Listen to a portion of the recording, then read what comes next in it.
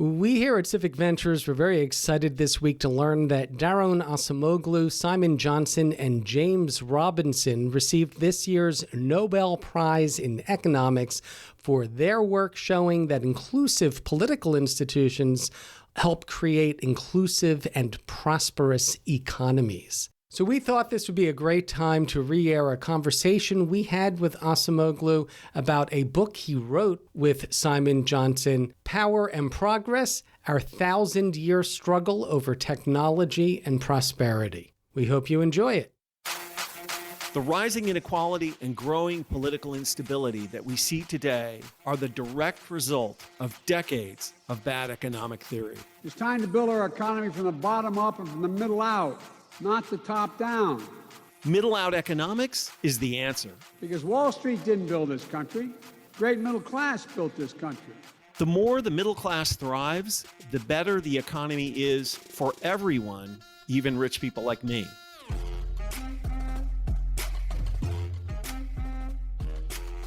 This is Pitchfork Economics with Nick Hanauer, a podcast about how to build the economy from the middle out. Welcome to the show.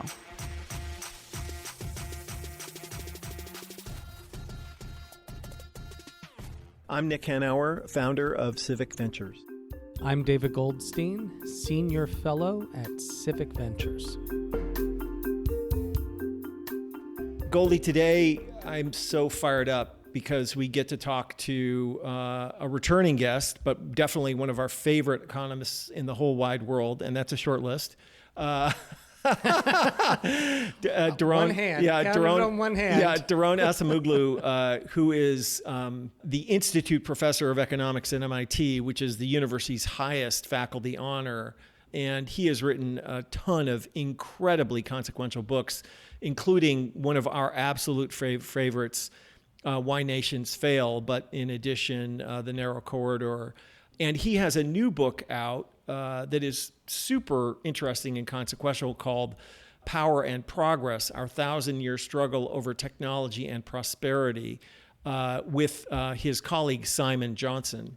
And in that book, they argue, as we have argued before, that there is only a loose correlation between technology and the welfare of the majority of citizens, which is not to say that technology is bad or that we shouldn't have it and we should not have innovation, but they make this really interesting argument about the necessity of power in discussing power in this framework. And I know you love the book.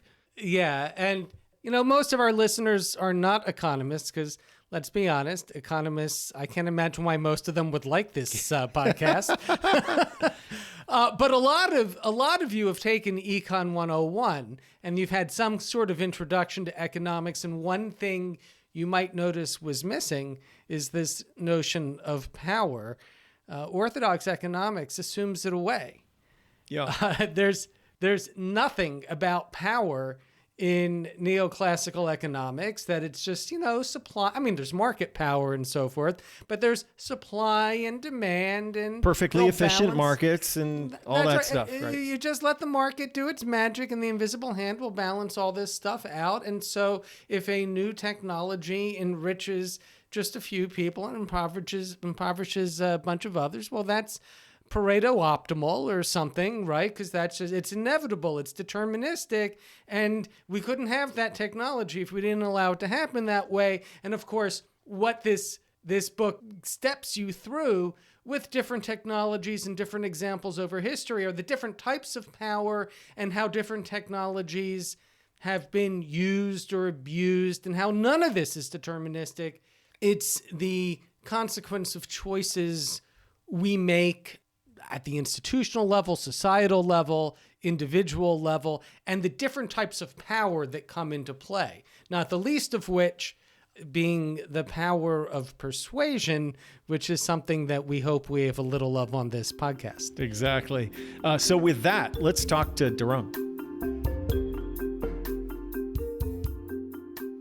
My name is Daron Acemoglu. I am an institute professor at MIT in the economics department, and I research topics of inequality, technological change, and long-run economic development. And I guess part of the reason why I'm here is to talk about a new book that I have with Simon Johnson, my colleague and longtime collaborator, Power and Progress, Our 1,000-Year Struggle Over Technology and Prosperity, which brings my interest in institutions and long-run development together with my concerns about inequality and the future of technology together. We're huge fans of your work, and we're thrilled to have you on the podcast. But for our listeners, why don't you just sort of lay out the general thesis of your new book, Power and Progress? Well, actually, let me tell you why we wrote the book, which will also serve as an introduction to the themes covered in the book. We wrote it as a partial counterweight to a type of techno-optimism we see in academia, in policy circles, and in, of course, the tech industry, that there are automatic, powerful forces that will ensure that as long as we remain innovative, we will all benefit from technological advances. And in fact, we might even have something approaching shared prosperity. And when this premise is questioned, people always say, are you claiming that this time is different? Because in history, it's always been fine when we have been technologically innovative. You know, the result has been fairly good ultimately or eventually. Of course, ultimately and eventually, there's a lot hidden in there. But even leaving those words aside, when you look at history, the picture that emerges is much more complex. In fact, I would say this time is no different. This time is just like many other technological transitions, in which who controls technology is of utmost importance. And if technology remains in the hands of powerful leaders, elites, big companies without any countervailing powers, there is no guarantee that anything approaching shared prosperity will be created. In fact, we could be on a path towards very damaging choices about the future of technology, future of work, future of inequality, and it is doubly so with the advances in generative AI that we are witnessing right now. So I just have to ask, not to take you off track, was there some conversation or thing you saw or person you interacted with that pissed you off so much that you thought, I've just got to write this book? Because I mean, I am Can so... I take the fifth on that now? I am so sympathetic to this motivation because I'm, as you must know, surrounded by tech bros. Yes. who are absolutely convinced that everything they do, every word they utter, every move they make is somehow benefiting all of humanity. And it is maddening. Well, this is, since this is Pitchfork economics, I have to tell you that going back to the mid-2010s, there were several meetings with leading tech entrepreneurs or, public intellectuals aligned with their views, which essentially gave me variants of the following theme. Of course, technology is going to create inequality. And the main problem is that pitchforks will come out because of that inequality, not seeing that we're all going to benefit so much that inequality doesn't matter. So all we need to do is somehow find a way of convincing people to take the technology on, but no discussion of whether technology really has to bring inequality, whether they really have a right to impose technology on people, or a question that there are alternative paths of technologies and institutions. And that's when issues that ultimately led to this book started coalescing in my mind. Yeah, that makes good sense. I didn't mean to try to out you or anything like that, but it's just... I said several meetings. I didn't give you any names, you see. Anyway, okay. So, I mean, obviously, we can infer from your description that, in fact, there is not a necessary direct correlation between the amount of technology we have and how great everyone's life becomes. But tell us more about what you discovered when you examined the historical record. Let me give you some examples. I think that's going to be the best way of introducing the topic. Here is one from this country's economic history, the cotton gin, which arguably transformed much of the U.S. South from an economic backwater into the largest exporter of cotton at the beginning of the 19th century. Cotton, of course, at the time was the most important commodity fueling the Industrial Revolution in Britain. And cotton gin really underpinned huge fortunes for landowners, complete reorganization of society. But if you look at what it did to the workers who were producing cotton, the answer is not so great. Those were the enslaved people who got shipped to the deep south. Working conditions got much worse on cotton plantations, much greater discipline, much longer working hours. And there is no evidence that cotton plantations, which were fabulously profitable, led to higher wages. Why not? Well, you don't need to be a PhD in economics to see the answer. This was embedded in a very unequal power relation. Slaves versus bosses, and bosses had all the power, and if they wanted the slaves to work harder, they could coerce them to do so. They didn't need to share the gains. That's just one dimension of the relationship between technological progress and higher wages, or the pillars of shared prosperity, that turns out to be much more complex than saying, well, average productivity increases, we're all going to benefit. No, workers need to have a voice, some power to make sure that they get a slice of the cake. But even more intriguing for many people, especially economists, because we tend to think, well, average productivity, that's gotta increase the demand for labor. Actually, how average productivity increases, how we become more productive is very important. So the often quoted story or parable of the future of the factory, or the future of the modern factory, is that it will have two employees, a man and a dog. The man is there to feed the dog, and the dog is there to make sure that the man doesn't touch the equipment. Well, I don't think that's a utopia. It's more like dystopian to me. But if we are heading towards a factory like that, and in some sectors, we're not completely far off, those factories can become very productive. But they're not going to rush to hire more labor, more men and their dogs. They're not going to pay them more, because what makes those factories very productive is automation, the ability of machinery and increasingly algorithms to perform the tasks that humans used to perform. So that means that they're not going to need more labor. And if they don't need more labor, they're not going to pay more to labor. So there isn't an even so determinate relationship between productivity and wages, even leaving aside issues of coercion and institutions and labor markets. So who buys the stuff that this factory produces? Well, we're having a little bit of that problem in the world today, but we are right now in an economy in which about 30% of Americans are doing very well. That includes a small fraction of entrepreneurs who are doing fabulously well. It includes probably 10-15% of the population that have either postgraduate degrees or other specialized skills, such as excellent programmers or excellent surgeons or excellent performers. They are doing extremely well. And if you look at, where a lot of spending is, it's in a few metropolitan areas such as San Francisco, New York, and it's the type of spending that caters to these ultra wealthy people. So we have more and more sommeliers and personal massage therapists and all sorts of individualized services and private wealth managers.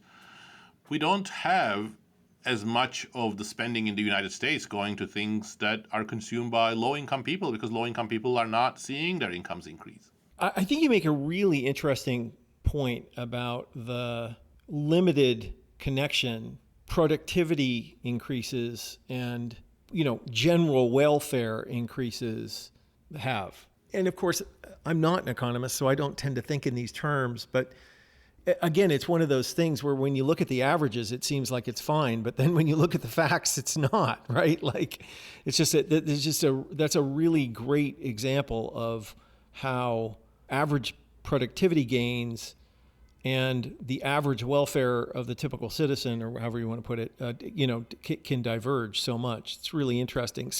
Absolutely right. There's nobody who consumes the average basket in the United States and has the average GDP per capita as their income. No. But actually, let me make another point. Yeah. We argue also in the book that focusing too much on automation and pressing down on middle skill and low skill workers has actually not been for average growth either. GDP growth and productivity have suffered in this country because I think we have not invested enough in the workers. Right. And of course, you know, it's this weird vicious cycle is that the less you pay people, the fewer things they buy. So there's less demand, so less need to invest in the future. So then you get these horrible economic artifacts like $1 trillion in stock buybacks a year, which increase inequality and so, you know, so on and so forth. It's, you know, all of this stuff is related. Absolutely, absolutely. But there are so many other vicious circles here. Yeah. You know, the one that I would also emphasize is that, you know, you don't invest in the worker, in your employees' training. You don't give them the right tools. You don't create new tasks and responsibilities for them. And then you say, oh, look, they're not very productive, so let me automate more tasks instead. So there's another vicious circle there, which becomes a self-fulfilling prophecy. Let's take this to actually the main focus in the book, the reason why we are not making these investments and why we're seeing rising inequality. It's not something inherent in the technological progress. It has to do with power. That's the first word of the title.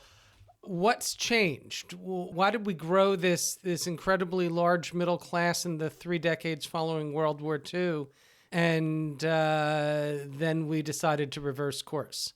I think that is the critical answer. And thank you for emphasizing those 3 decades, because they are not unique, but they are really illustrative of a broader trend that had started sometime in the middle of the 19th century. Perhaps they are the apex of that trend. Mm-hmm. But they show, contrary to what some people would claim, that, you know, capitalism or market economies will always lead to inequality. They would always involve, you know, the rich trampling on the poor. They actually show you have a considerable period during which growth was rapid and people at the bottom benefited even more than people at the top. Inequality actually declined, and overall it looks very much like shared prosperity. But if that's right, then it becomes also vital to understand how it came to an end. And I would say it cannot be understood without thinking about both what happened to technology and what happened to institutions and power. And those two are, of course, interlinked. It isn't simply a story of a few companies got bigger and more powerful, or unions got bashed. All of these did happen. It is also that the way that we started using technologies changed fundamentally.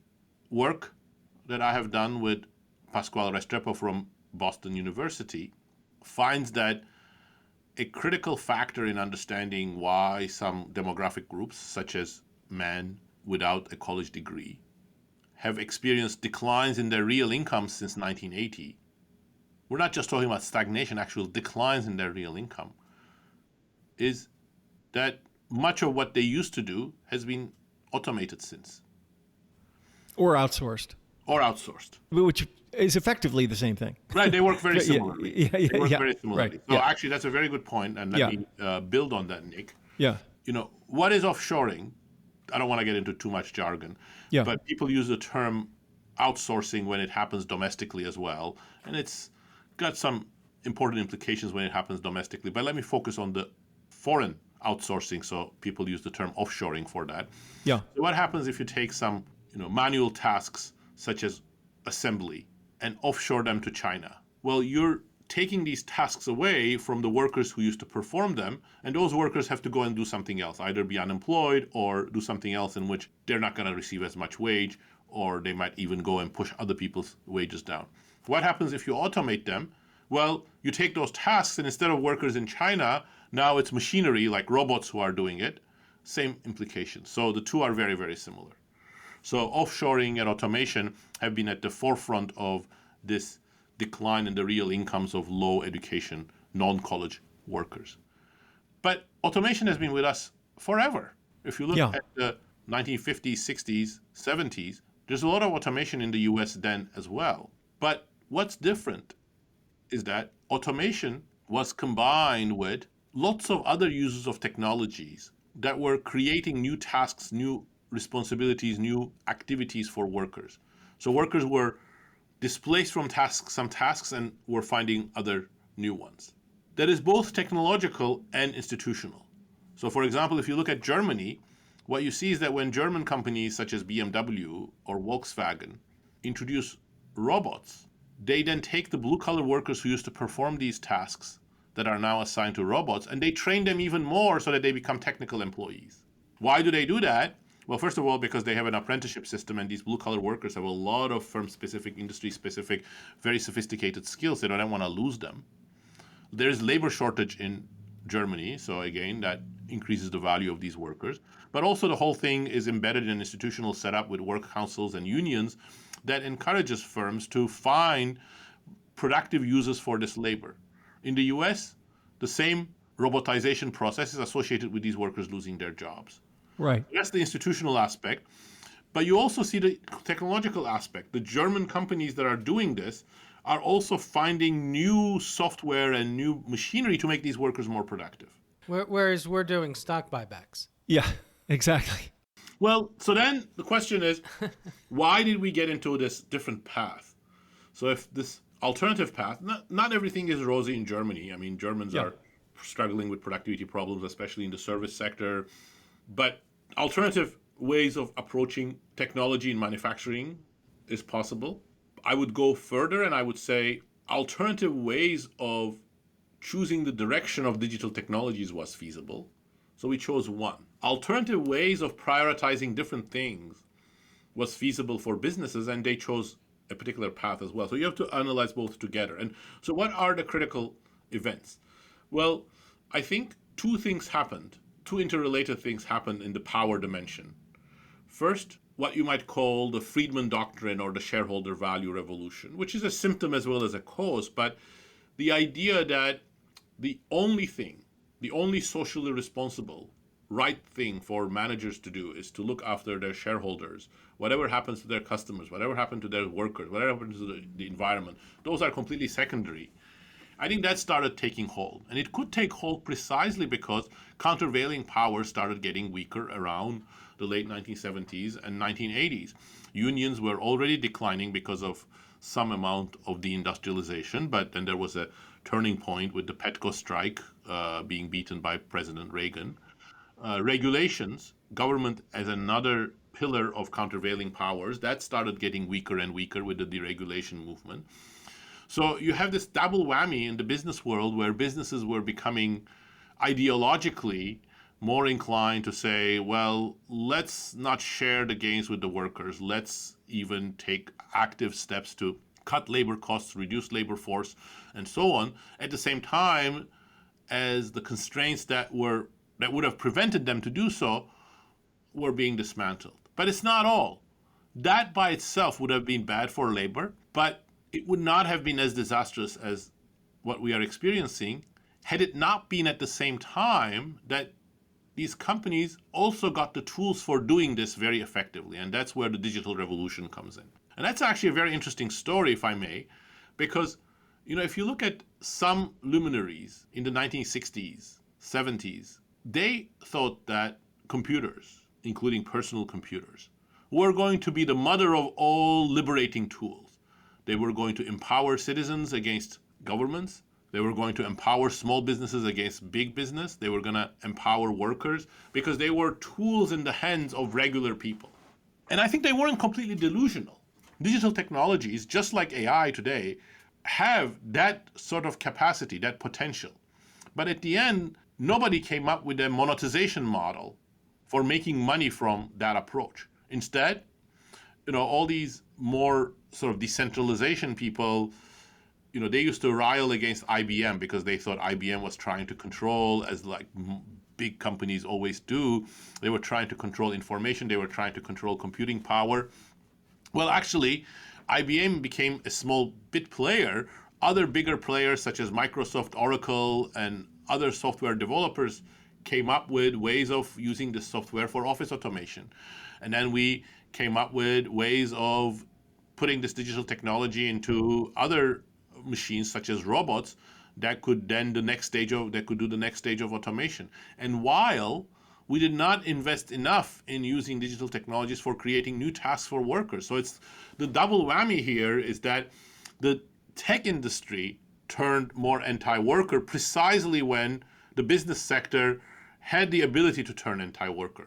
And it didn't have to turn out this way. These were choices we made. It did not have to turn out this way. It was not deterministic. Absolutely. That's the choice is the most important concept in the book.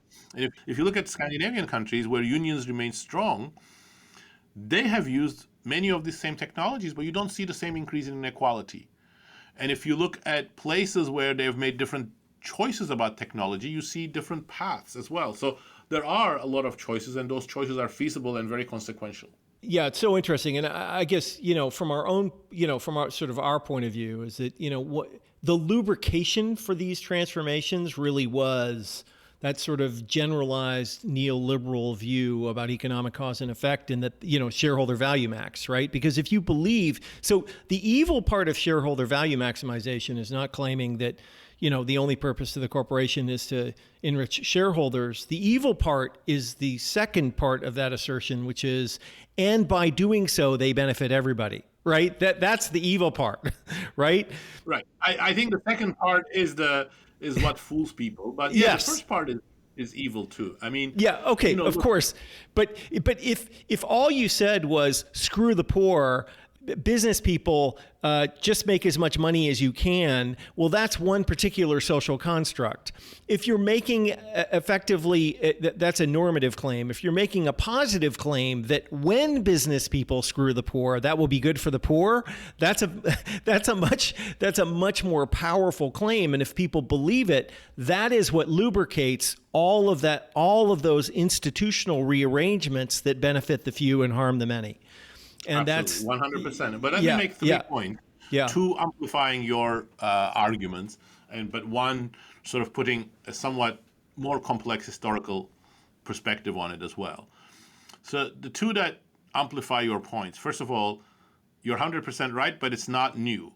So if you look at other periods in which there were major technological choices and transitions with important distributional consequences, similar arguments were made. So, for example, when the enclosures were ongoing in British agriculture, where large landowners, with the support of Parliament, were compelling others to give up their land or their customary rights to open fields and common lands, their argument was this is going to improve agricultural efficiency and everybody is going to benefit.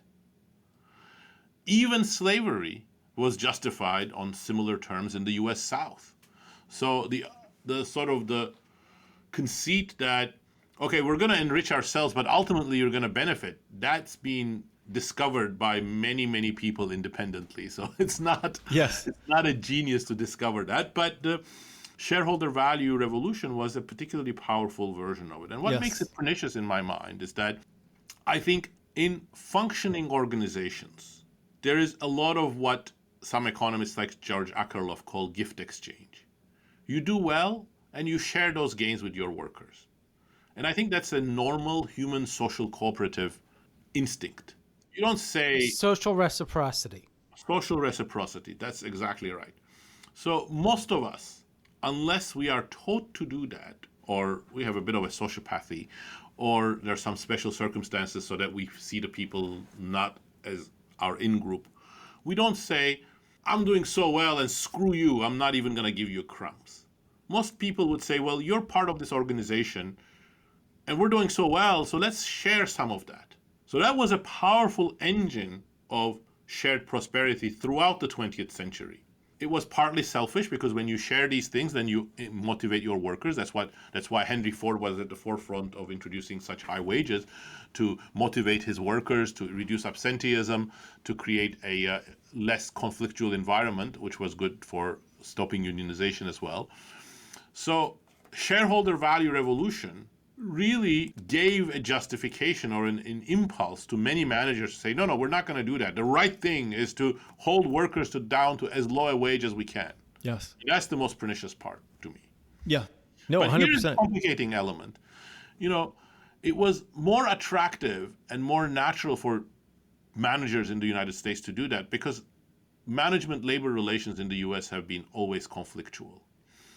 So the secret sauce in the Nordic countries is strong unions, but it's also that it's a cooperative arrangement that has emerged. The corporatist model may have some unpleasant features, but it cultivated that cooperation. And our cooperation has never emerged to the same extent in the UK, and that is something for which both managers who always fought unions and unions who took sometimes very anti-business attitudes, they're both to blame for that. And that creates a bigger problem for the US because we need, in the future, in the age of AI, we need labor voice. But how are we going to construct it? How are we going to make management listen to Right. it? Yeah. So one of the other questions I have is, I think we both substantially agree with your thesis that the advance of technology and the advance of human welfare are very loosely correlated. Yeah.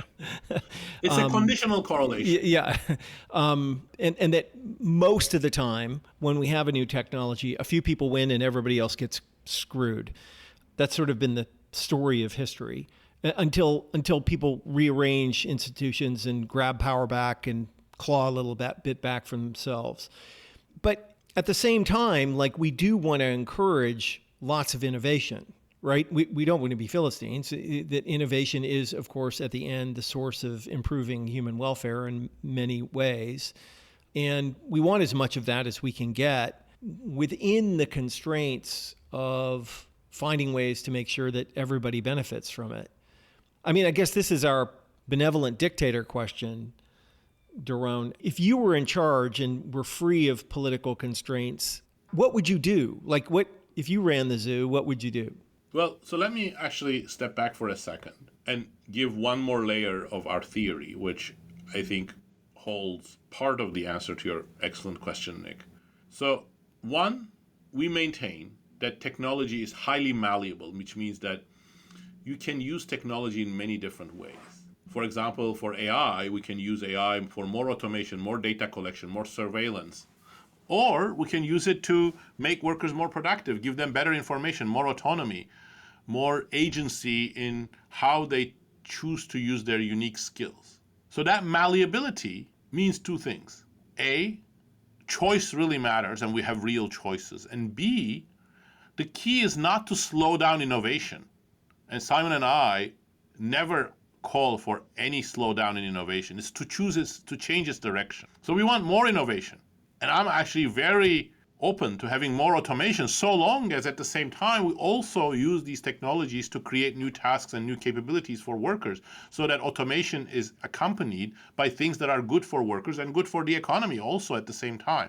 So that's why our perspective is you have to be very pro-innovation, but we have to make sure that that direction of innovation, the direction of that innovation, is aligned with creating more demand for labor and better social outcomes. And in the short term, in the here and now, not in the future, I know you point out in the book that, however much I certainly have benefited from the Industrial Revolution, but it was 100 years of immiseration for English workers before they started to see the benefits. Absolutely. And I think the Industrial Revolution is so important, so critical, and so often misunderstood. First of all, it is true exactly like you say. We are all immensely fortunate to be living 300 years, 250 years after the start of the Industrial Revolution, because our lives are so much more comfortable, so much more prosperous, so much healthier because of the application of industrial technologies and scientific knowledge to every aspect of our lives. No question about that. But those who say, oh, look at that was such a smooth process, are also wrong. For 100 years, the gains were captured by a few entrepreneurs and capital owners. Real incomes stagnated or improved only very little. Real wages per hour may have declined because working conditions got deteriorated, and people started working about 20-25% more hours a week. Life expectancy fell sharply because people got pushed into incredibly, horrendously dirty, polluted, infested with infectious diseases cities. And just the whole existence was horrible for people. The modern factory, the origin of the modern factory, is a draconian place. It's like amazingly harsh, very unhealthy, incredibly long hours with huge discipline, very little autonomy.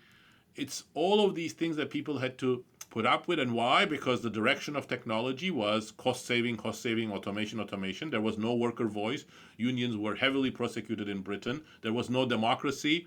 When Chartists wanted to have some rights, they were all put in jail. So in that institutional environment, it's no surprise that it took 100 years for improvements in the technology to translate into anything approaching higher wages for most people in Britain. And, 100 years after really the worst of it. I mean, it actually, the worst of the industrial revolution is around the time that Marx and Engels are writing. Right. But 100 years, less than 100 years later, 70 years later, or 80 years later, whatever, John Maynard Keynes writes The Economic Possibilities for Our Grandchildren. Is that what it was called? Yes, Economic Possibilities. In which he imagines a not too distant future, really now, where he imagines we'd have 15-hour work weeks and everybody would be living in comfort. That he could imagine that then is amazing. That it's actually gotten worse is incredibly disillusioning.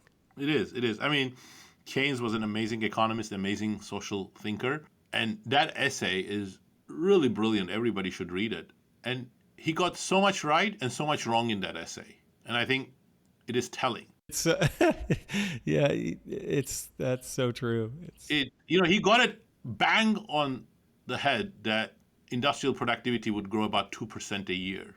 And that there will be a lot of automation, so we would need much less labor to perform those industrial tasks. And then from there, he jumped onto two mistaken conclusions. One of them provably wrong, which is that then the only thing that could happen is that there would be less work, technological unemployment, and hence he said, either we're going to have many fewer people working, or it would be better to have everybody work 15 or 10 hours. And then in the rest of the time, we would take leisure and we would go to museums and enjoy the finer things in life. So he was wrong on the first because he did not think about new tasks. He did not think about what Simon and I emphasize so much, the choice element, the fact that we can use technology for creating lots of things in which humans are going to be centrally involved in. He didn't get that, and that's really the key story of the next 50 years, the period of shared prosperity. Those were the engines of shared prosperity.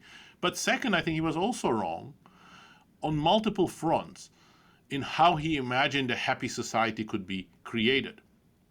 So there is a book out by a former advisor to James Corbyn called Fully Automated Luxury Communism. I think the title says it all. And I think that pushes the Keynesian view to the extreme. It says, well, we should invest more in robots and we can have everything automated. And then out of that, we can create a version of communism in which everybody has abundance. Well, there are two problems with that. First of all, I think that's not what most people want. Probably more than two. Okay. Since time is short, let me just focus on well, one is that it's not feasible. But okay. This is utopia. But but one is that's not what most people want. Most people actually want to be busy. They want to contribute to society. And if you just give them video games and income, that's worse than bread and circuses in the Roman Empire. Yeah. But second is, if we have the power structure that we have today, do you think Elon Musk and Mark Zuckerberg and Sam Altman are going to be, oh, well, we are the geniuses, we're creating everything, we're going to give everything away? Yeah. That Not likely. Doesn't seem like the political economy of that is right. Right. So great. So Keynes, like most economists, he did not acknowledge the role of power in economics. I mean, getting back to the title of your book, so much of this has to do with power, doesn't it? Absolutely. So just a couple of last questions, Daron. I mean, we hate to put you on the spot, but if you were a benevolent dictator, I would resign. I don't want to be a dictator. yeah, okay, but if you were, and I realize you're not a policy person, but what are the 2 or 3 things that you would suggest we do about this Actually, problem? we do play that game with Simon. Simon and I play that game, and we do play that game for, first of all, I think people always ask. James Robinson and I, when we wrote Why Nations Fail, Yeah. we made a very explicit decision not to have a policy chapter. Yeah. Because, Hear that, Nick? No policy chapter. I know. well, because that was about the longer term issues that we thought we could get away with it. And we thought not having a policy chapter would have a chance of making the book more durable and not completely outdated within a month. Yeah. But on this topic, I think we couldn't get away with it, and so we obliged. But also there's a reason. I think we are at a critical point with the advances in generative AI we are seeing. Questions about who is going to control AI, who's going to control data, what direction of technological change we're going to have. I think those are really critical. Those are the ones we have to make in real time. They're not going to be made in 10 years. They're going to be made in the next few years. So that's why we do have that chapter. And let me tell you, here is my summary. I would say 50% of the task ahead is to change the narrative.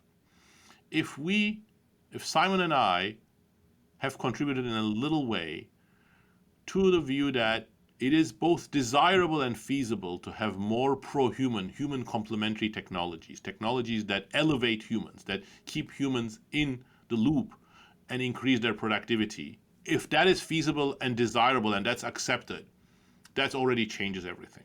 Yeah. And then once we have that accepted, then we have to talk about how we achieve that. And first of all, you cannot achieve that without tackling the power issue. So you need to have some countervailing powers. The institutional and the civil society dynamics have to be such that there are more voices. So no, it doesn't look good, and it's not good when, finally the U.S. Senate wakes up to the issue of AI. They have a meeting with, guess who? The heads of the top 5 tech companies. No worker voice, but these AI tools are going to shape the future of hundreds of millions of workers in the United States and billions of workers around the world. What about their voice? What about their perspective?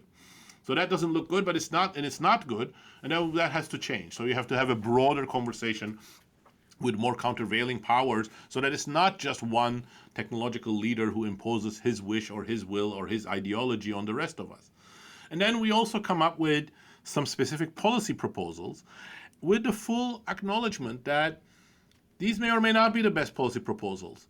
But once we change the narrative, once we sort of agree on what is feasible and desirable, we can then have a much more productive debate about what are the best ways of going there. So among the ideas we float are a few that let me mention just very briefly. First of all, our tax system is screwed, and it's not just unfair, but it also encourages excessive automation.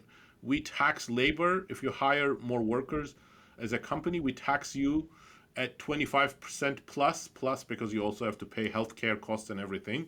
If you instead you buy a machine to do the same task, you write off a lot of that. You pay something like 5% tax. So that creates a powerful incentive to use machines instead of humans, and it's a regressive tax. So I think changing that is a no-brainer. Who's going to control data? I think that's going to be critical. So we need to have data regulation, and we need to compensate people if their creative data or other type of data are being used. And we also need to create regulation that protects them if they don't want that data being used. Right now, a lot of profits in the tech sector come from their ability to expropriate other people's data. We also recognize that there are natural forces, especially under the influence of the shareholder value revolution, that will push towards automation. So there may be a need for more specific policies, like the set of policies that that were implemented in encouraging green innovation in the energy sector that specifically targets more human complementary uses of data, more ways in which you use AI technologies, for example, to provide information to people rather than misinformation. And then finally, we also talk about some even more radical ideas, such as breaking up of the big tech. We have never seen as big corporations as the tech companies of today in human history. I don't think breaking them up is a solution by itself, but it may be a very important part of the solution. Again, going back to the issue of power, because if you have such powerful companies, they're going to shape everything. And one way you have to start thinking about is, can we reduce their power? Yeah. No, I could not agree with you more. Really, you don't trust like Elon Musk to make No. the right best Oh, decisions? no. The for others rest I of us? don't, but Elon I do. He's special. Yeah. Yeah, I mean, Good. the same people. It's amazing. It's amazing that in one sentence they're warning you about the dangers of self-aware AI, and then in the next sentence they tell you, "But I'm investing billions in developing it. I'm doing it anyway." So I don't know. Having these decisions made by a bunch of sociopaths may not be the best choice. Well, and then look, going back to the issue of no countervailing powers. So then what happens is U.S. senators say, well, Mr. Sam Altman, can you regulate yourself? And he says, oh, that's not a bad idea. Yeah. Yeah. What could go wrong? What could go wrong? So Daron, one final question. Why do you do this work? Oh, it's so much fun. Why not? But, no, seriously. Look, I am absolutely passionate about this. I love doing it. I enjoy understanding the things that I think are formative for our future. This is what drew me to social science. As a teenager, I thought I could study economics, and then that would enable me to understand issues of democracy, economic growth, economic development. Little did I know that that's not what economists did in most of their time. But these are critical questions. They're exciting questions. There are consequential questions, and I love studying them. But also, I think these are really important issues for people of all backgrounds to be informed about, so that they can be part of the debate. And that's part of the reason why we write for a general public. I have written a lot for academic journals, for my colleagues, but the driver of this book project was to reach a broader audience. And thanks for helping us do that via this podcast. Yeah, that's fantastic. Well, thank you so much for being with us today. It's absolutely fascinating.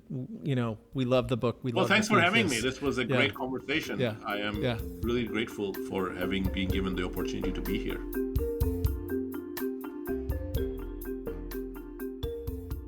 I think, Nick, one of the great things about this book is it raises that issue of power, which, as we've talked about, is absent from orthodox economics and overlooked, and really actually they roll their eyes at. But also, and it's something we've emphasized again and again and again, how much economics is a choice. Right. A lot of the policies that have led to where we are with the radical inequality and the falling wages and all the other, and really the Trumpism that's going on now, the threats to our democracy and to our climate, all of those are the results of choices we have made. And these are choices that have been made, and I think this is an important part of the book we didn't talk enough about. These are choices we have made as a result of the power of ideas. Right. And the power of persuasion. Right. And I think it's really important to remember that those 3 decades after World War II, when we built the American middle class, and we had, as he mentioned, wages at the bottom rising faster than wages at the top, and you had this broad prosperity, not for everybody. Obviously, we had an incredibly racist country, so it wasn't evenly distributed. But you saw it in the United States and in Europe and throughout the industrialized world, how it was not unprecedented, but certainly very different from what we're seeing today. That wasn't inevitable. That was the result of decisions that were made based on a dominant economic and political narrative that was built with intention and by choice. Yes. And was extremely deliberate. And where we got to since the mid-1970s was also a choice, and it is based on a narrative that was built deliberately to do the things that it did. Right. It was a narrative designed to enrich the few and impoverish the many, and it was very successful. not just enrich, but empower the few. That's right. And this is an important thing about neoliberalism, is that for all this stuff we hear from the right about, liberal elites and all that, it is an incredibly elitist ideology. Yeah. It is an ideology that believes that if you are financially successful, it's because you are more meritorious. If you're poor, it's because you're less meritorious. You get exactly what you deserve, but more importantly, that it is the wealthy who should be running the country. It is the wealthy who should be making these decisions. And if Elon Musk decides that a self-aware AI that will destroy humanity serves his interest, or he's just interested to see what it looks like if he flips the switch and turns it live, well, he should make that decision, not us. Yeah. No, it's so true. What I think is exciting is the way in which, we are in this great moment of economic transition from the trickle-down neoliberal world to the middle-out world. Daron is a middle-outer if I ever saw one, although he may not know it. Because, for sure, when you're talking about power, you're talking about the right stuff, right? When you're thinking about these problems in the way that he and his co-author have, this is the central point of middle-out economics, is that, a thriving middle class is the cause of economic growth, not its consequence. That these technologies and institutions need to be organized in ways that benefit the broad middle, not a tiny minority of people at the tippy top. And in a very real way, Nick, that this book is a continuation of Why Nations Fail, one of the main theses in Why Nations Fail, which is you want our economy does better when we have a politically inclusive democracy. That is key to building a broadly prosperous economy. And when you have a politically inclusive democracy, you have that democracy is a form of countervailing power. It is. And that democracy will build economic institutions which include everybody and generate more broad-based growth. And unfortunately, you can choose between that virtuous cycle, or you can have the vicious circle we've seen in the past 40 years, where we have people who are giving up on democracy and turning against it because their lives are going to shit. Yeah. Or at the very least, aren't going the way they were raised to think they were going to go. Yeah. They didn't get what they were raised to expect. And it can be really dangerous because, why nations fail? That's right. Nations fail. Yeah, that's right. Truer words were never said. Again, we highly recommend it. Power and Progress, Our 1,000-Year Struggle Over Technology and Prosperity, from Daron Acemoglu and Simon Johnson. You can purchase it at your local independent bookstore, or that giant online powerful monopoly who shall not be named. And as always, there is a link in our show notes.